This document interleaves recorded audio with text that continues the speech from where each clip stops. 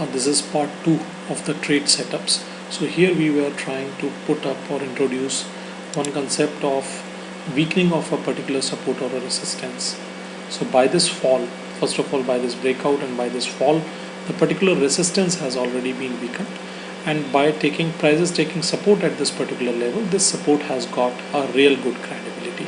So what we feel is that after prices once again mended very easily, which actually vindicates our theory of weakening of this particular resistance level, prices reach to a particular point, you again have a evening what you can say a hanging man sort of pattern here after two really big bullish candles accompanied by good volumes, and so you have to take notice of it. After that you have a bearish candle, and that too the volumes were diminishing. Then you have some kind of a bull candle, insignificant, but then you have a body, both bodies are matching.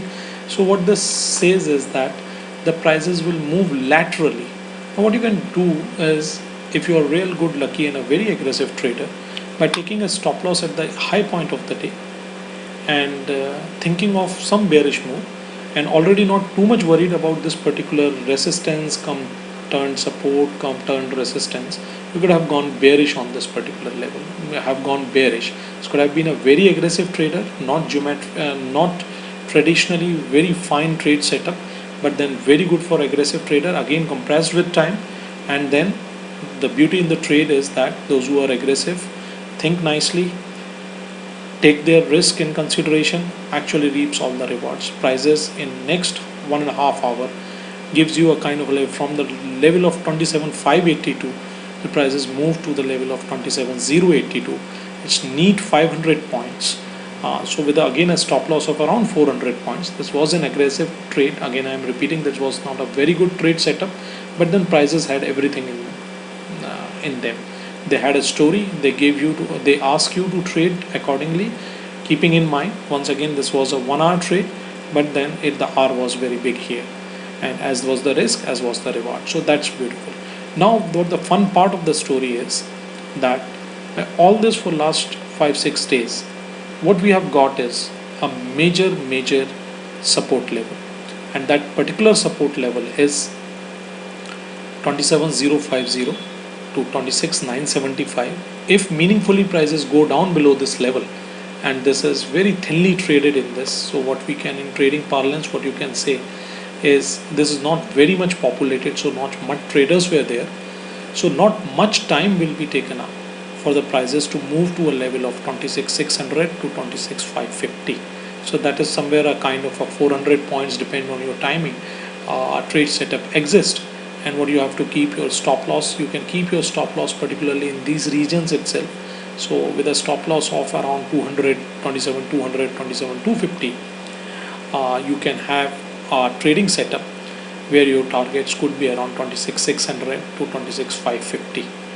This again is a very credible support, but this particular support, if breaks, will see the prices going down.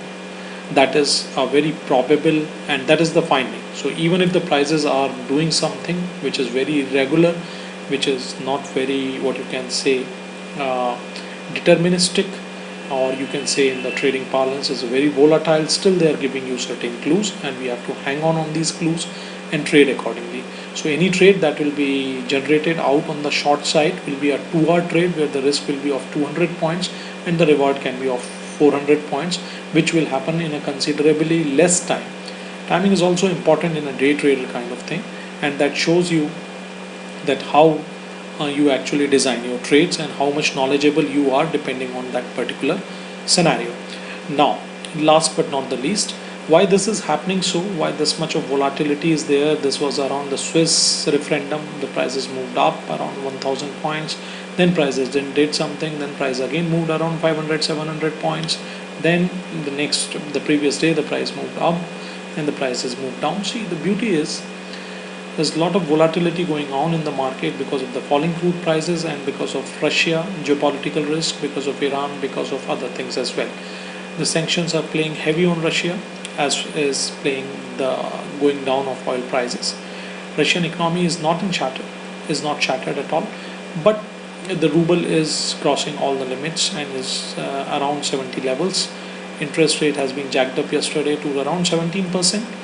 these are all not good times. So what happens is that, and one great thing is that the GOFO rates are negative on a 1 month period, 3 month period, and so that means the physical gold is not very much available. What it tells you is that people are waiting for prices to fall and they are going to jack up everything.